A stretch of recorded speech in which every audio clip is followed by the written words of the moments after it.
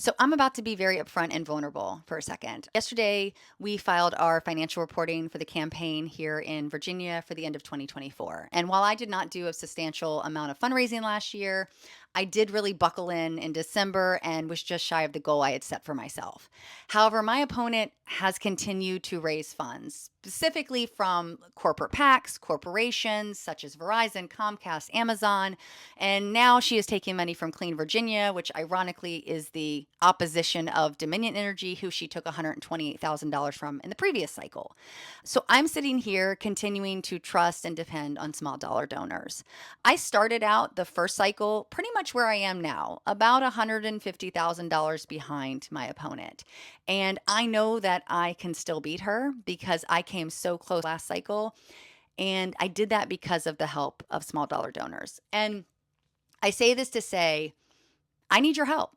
I have possibly 3 days left on TikTok, which is where I have my largest following. And honestly, if half of the people that follow me on this platform gave me $1, I would far surpass her. And I know that we have the capacity to do that here.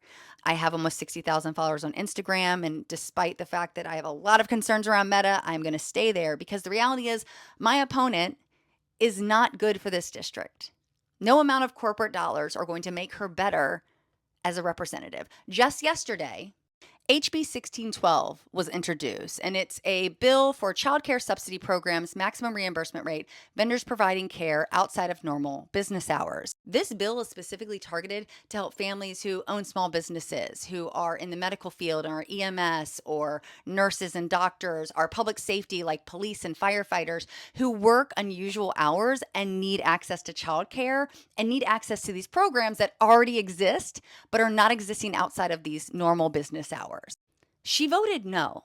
She voted no against a bill that is going to help people in her very community that need access to these child care resources. And this is not the only bad vote she has taken since session officially started 3 days ago. So again, I need your help. I don't know what else to say except that we deserve better representation. And in my instance, that means grassroots candidates. And that means real people supporting you to get there. So, thanks.